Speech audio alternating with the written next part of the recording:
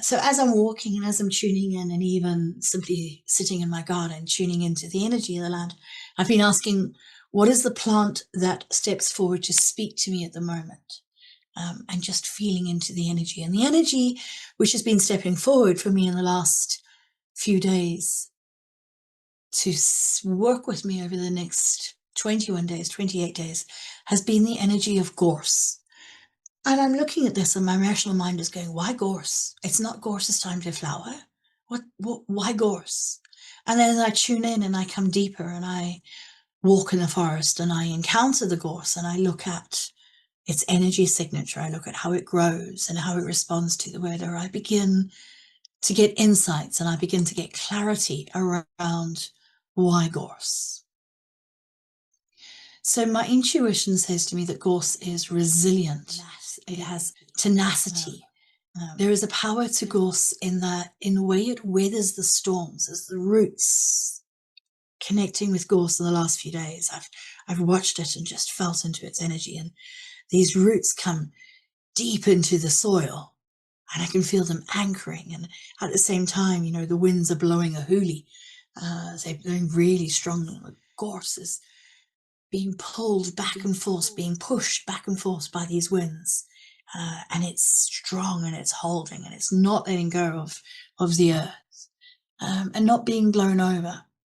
And within this, there's a couple of early blooming gorse that are just starting to show flowers. So, you know, like 1 or 2 buds every other bush. You know, these little lights that are like fierce candlelight shining light through the darkness.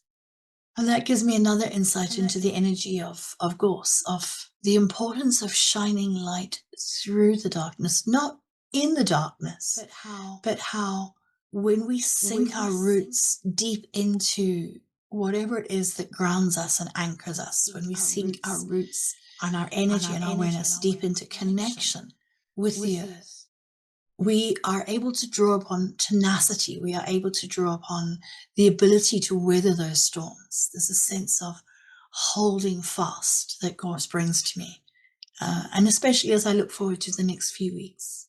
So if you are finding that you are feeling tired or overwhelmed or struggling to feel like you're going to cope, call upon the energy of gorse. Invite it into your life. And you can do that simply by sitting quietly and allowing your eyes to rest on the images of the gorse plant that I'm sharing with you in this video.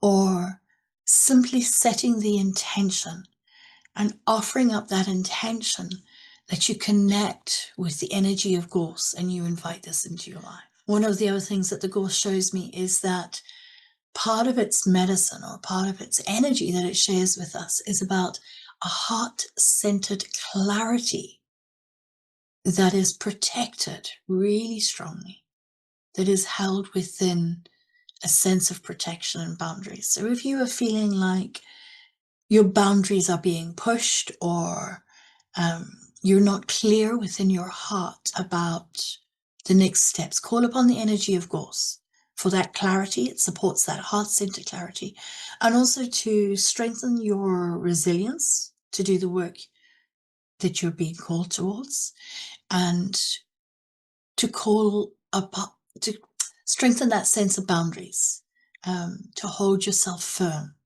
and know that you are protected. One of the other messages that gorse gives me is that it is about unexpected gifts and nourishment. And quite often what happens is we tend to think, if I do X, Y, Z and work this many hours, I'll get paid this. And that's an expectation, okay? We expect that when we do this piece of work, we get payment, okay? The message and the energy of gorse is look for the unexpected.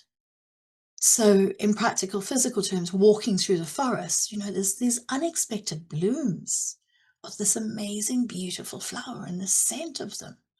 You know, we're going into winter and here comes this tiny bud that's shining in so much light. All right. And what I'm finding is that as I feel into the energy of gorse and invite it into my day-to-day life at the moment, there are unexpected gifts that are surfacing within my everyday life. People giving me money I'm not expecting as a gift, as a donation. Somebody turned up in my driveway recently, just 2 days ago, and said, "Oh, I've been doing a job and I've got a load of wood that is supposed to go to the dump and the skip, and we don't really want to take it there. Can you use it?" And I'm like, "Yes, absolutely, bring it in." So within the energy of gorse, particularly if you are feeling overwhelmed, open yourself up to look for the unexpected gifts. And this could be the rainbow on a stormy day. This could be a gift of wood for your log burner. This could be something that you're not expecting, but which really meets a need or warms your heart. And it's about nourishment as well, is nourishing that core within you, that light within you, that then allows you to radiate light through the darkness and to be that light for other people. Now, within my practice of listening to the plants and listening to the messages they give me, one of the things that I do is I then go and research. So when I was researching on gorse, I was like, I wonder what the flower essence of gorse is all about. And when I come to Healing Herbs, the Bach Flower Remedy website, this is what they have to say about gorse. This is the indicator for gorse as a flower essence, which I find fascinating. Gorse is for those who have suffered much and whose courage, as it were, has failed, who have lost the heart to try any more. So they say they have been told that nothing can be done, that they are past all medical help, and even if they do start treatment, they say that they have been ill for so many months or years, as the case may be, that they will not expect improvement for a long time. People who need gorse are often generally sallow and rather darkish on complexion, often with dark lines beneath the eyes. They look as though they need more sunshine in their lives to drive away the clouds. And with gorse showing up and telling me that it is sharing its medicine with me for the next couple of weeks, I look at the world and I wonder, what is it that's coming? What is it that's going to be surfacing over these next couple of days and weeks? That gorse is the plant medicine that is showing up to support us. That we can draw upon it for resilience and tenacity and support ourselves. It's just curious. So if you're struggling, you can either tune into the energy of gorse or get yourself a gorse flower essence and work with it directly that way. One of the other things you can do to work with it as well is eating the flowers. Okay, now we are heading into winter, and the flowers are an important source of pollen and nectar for the birds and the bugs and the bees and any insects that are still around. Not that I'm expecting many bees in the area at the moment with the winds and the cold. So just be aware, if you are going out and eating gorse flowers, don't eat all of the flowers on one bush. Okay, and remember to check in, to tune into the tree, to the plant, and just ask permission. Set your intention and ask permission. Anything that we do with conscious intent is more powerful, has a greater effect on us. So set your intention, ask permission before you pick the flowers, and only take one from every other bush. They're quite scarce at this time of year. They are a good source of vitamin C, okay? And historically, gorse has been used to treat various ailments, including coughs, colds, and skin conditions. Its flowers can be used to create syrups or used in baking, providing both flavor and potential health benefits. One of the other practical ecological benefits of gorse is that gorse is a member of the legume family, so the pea family. which means it has the ability to fix nitrogen in the soil. This process enriches the soil, making it more fertile for other plants. And gorse is often found in areas where the soil and the ground has been disturbed and depleted of nitrogen. So it's a really important part of the balancing aspect of nature, that it actually fixes nitrogen in the soil, making it more fertile. It's really hard to get rid of. So once it's in, it spreads. It's really, its roots really go in, and those prickles are tough to deal with. So there's a indicator of its tenacity, and it's not going to move. It takes a lot to clear it, but you can clear it. Gorse is also really good for erosion control. Okay, the roots of the gorse help to stabilize loose soil, preventing erosion on hillsides and contributing to soil health, to the health of the soil. Obviously, if you are living in a country where the gorse is not native, I'd be cautious about introducing it. It does have the potential and the ability to take over and to really spread, especially if you don't have anything there that is going to eat it and make use of it. Gorse provides shelter and food for various bird species, such as the Dartford warbler and the yellow hammer. It creates a safe haven for nesting, and it offers protection from predators.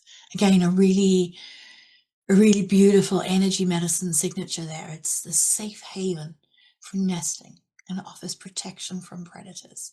A really good energy to draw upon if you are feeling the need for a haven yourself or for protection. And again, take the flower essence. It builds, when you take the flower essence, it builds that energy within yourself. Now, the gorse is speaking to me, is coming up. The energy of gorse is coming up within the moon that we are currently in. So we have just moved in to the energy of the reed moon. And the reed moon is from October the 28th through to November the 23rd. This is in the Celtic Tree Calendar. And reed is typically used to make wind instruments. So you may find that as you're walking, there's that sound of the wind moving through the reeds. This type of year, people often talk about the souls of the dead and the relationship to the dead, Samhain and Halloween, and the thinning of the veils. Within the energy of reed moon, this time now is a time for divination and scrying. It's a good time for any work relating to soul, to connecting with guides within the realms of energy and spirit. It's a good time for deep energy work, so healing work that takes us deep into that inner core and into our energies, into our connection with our ancestors, especially those who have passed before. This is a good time of the year for meditation, for celebration of death, and the honoring of the cycle of life and rebirth. Now, one of the things as well with the ancestors is simply because they are our ancestors, and we may find that we get intuitions that, Uncle John has come forward with a message. When somebody in the spirit world comes forward with a message, it doesn't necessarily mean take the message on as gospel. Always check within yourself how that message lands with you. Does it resonate? Does it speak to you of your heart and your soul and your intention and the dream and the vision of the work that you see, that you choose to see, that you want to see happening in the world? Because sometimes our ancestors can come through with attachment to the belief systems that they held whilst they walked this earth, specifically perhaps around roles, gender roles, around the sacrifice of war, perhaps, right action, right behavior. And the thing is they lived in a different time.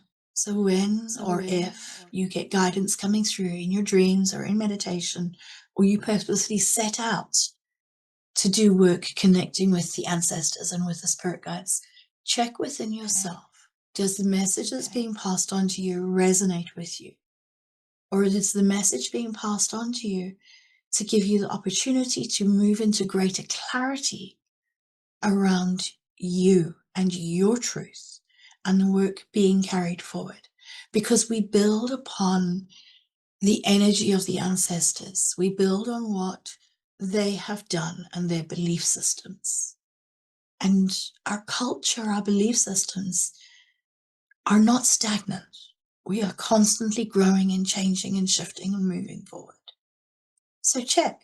And perhaps it can also be that, especially during this time, and calling upon the energy of Gorse, shining the light of your truth and your understanding, your highest and best good, your highest intent for living within this embodied heart, mind, body, soul connected life. Perhaps the work you are being called to do within that connection with that ancestor is to offer up an intent for healing and for clarity, to support freeing them from any limiting belief systems that are still holding them enmeshed in that cycle, whatever that cycle is.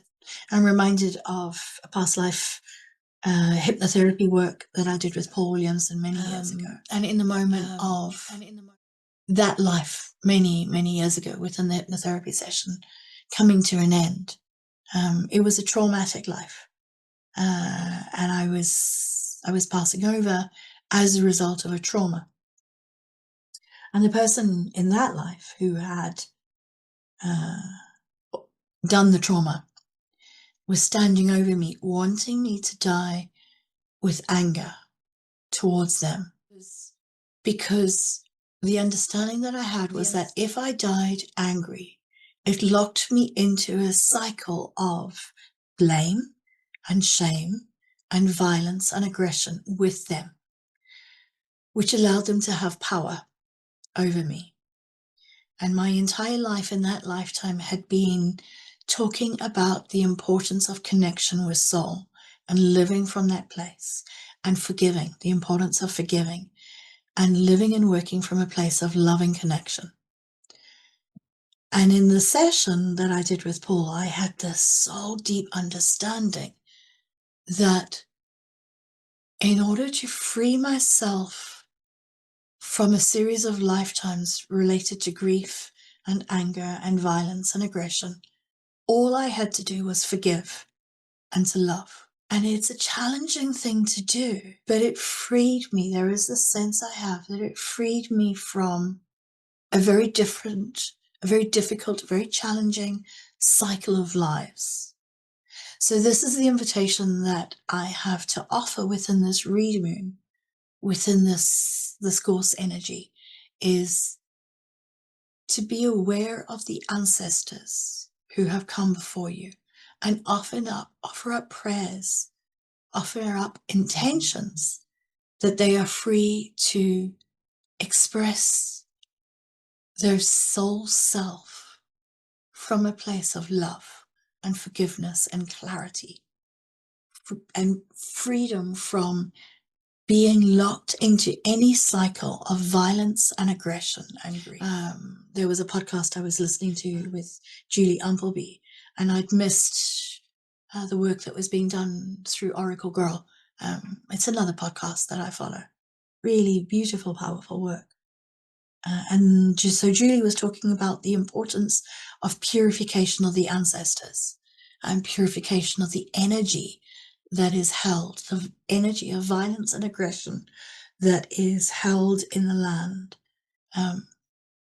from traumatic death. That this is a period of time where this is surfacing naturally on the earth.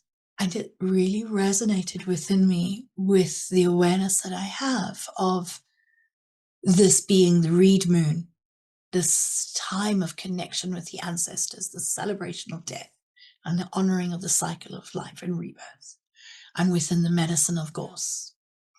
Now, this month or this moon is also known as the elm moon by modern pagans. And the elm is fascinating because it also has a relationship with death. These trees drop dead branches without warning, so they don't carry what no longer serves them. They let it go and they drop it. And the elm wood is very, very tough, very hard. In England, it was the preferred choice for coffins, the elm wood. And you can also find the elm wood in graveyards in ancient Greece. In mythology, the elm is often found at crossroads and in the underworld, and specifically at the crossroads leading to the fairy world. Elm is used now to protect against lightning strikes, and you can carry elm to attract love. The tree essence of elm energizes the mind and balances the heart. It attracts love. It protects and aids in sharpening intuitive and psychic powers. So really beautiful that in modern paganism, the elm is the tree of this moon, because it also has this relationship between death and ceremony and rebirth. One of the things with elm is from the 1960s, in the UK, there has been Dutch elm disease. And we've lost a great many of the elms within the UK. And in the last few years, we're actually beginning to see some of the juvenile elms beginning to come back, to resurface. The elm as well, in winter, its leaves. So in winter, the elm has sparse reddish hairs on buds and twigs, and each bud is above a leaf scar. And the image that I get is of this protection, these reddish hairs on buds and twigs, protecting that new growth. So again, there's this feeling of protection within this month, protecting the new growth. So I would encourage you to protect, be aware of your boundaries, protect your new growth. Within this, there is a sense of the new growth which happens as a result of periods of deep contemplation, of going into meditation, of going inward into the self-reflection. And when we allow ourselves those opportunities to turn inward into contemplation, into reflection, into meditation, and just being within that space, that turning inward space, there is some very sacred growth and understanding and deep, deep healing, which comes from that turning inward process. And remember as well that with reed, part of its medicine is about meditation, is about the deep inner healing. And again, with elm, there is this sense of turning inward to do that deep inner work and the protective space around it. And once again, calling upon Gorse, if you feel inspired, to support that nourishing, protective inner space, so that when you come back out of it, you come back out with medicine, you come back out with deep healing, with deep understanding. And this image of elm with these hair-like structures on the leaves and on the branches, protecting those leaves, feels like another medicine signature for me. A reminder to protect the space that allows for the new growth to happen. Within this, there is a sense of the new growth which happens as a result of periods of deep contemplation, of going into meditation, of going inward into the self-reflection. And when we allow ourselves those opportunities to turn inward into contemplation, into reflection, into meditation, and there's a sense too that these hair-like structures are not simply about protection, but also about antennae, the antennae that we put out into the world to allow us to be sensitive to the energies, to be aware of the energies that surround us, and to draw these energies into ourselves whilst being discerning about what we draw in, what we allow in. With the elm trees, the mature trees can grow up to 30 meters and they can live for more than 100 years. The bark is dark is a grey-brown, and it's rough and fissured, often with suckers coming out from the base of the tree. The twigs are finely hairy. Buds are oval, pointed, and also again hairy. The elm is an ancient symbol of melancholy and death. And again, there's that relationship that this time of year is a celebration of death and an honoring of the life and death rebirth cycle. So in some ways similar to reed, but a lot taller. So the energy of Gorse is held within this month, this moon of elm and reed. So I invite you to tune in, connect with the energy of elms, connect with the energy of reeds, call in the energy of Gorse to support you and nourish you over these next days and weeks as we unfold. I don't know what's coming, but if Gorse is showing up, I have a sense that it will be good to have the support, especially if there is any long-term challenging chronic conditions going on. For myself going into winter, there is both a celebration and I'm not ready for it. So for myself, calling upon the energy of Gorse, I can feel my resilience building. I can feel my tenacity, my willingness to weather the storms and the cold weather of winter coming up. Tuning in, you can once again use the Gorse flower essence. You could rest your eyes on the photos and invite the energy of these trees and plants into your body and into your day-to-day. There is a Walking with Trees journal and course coming out in December. If you want to know more, drop me a line, message me, get in touch. If you like what I have shared, please like, subscribe, follow, donate a cuppa. The links are in the comment section below. Thank you for listening. Thank you for being here. Thank you for walking on this earth with me. This is a fascinating period of time that we live within. And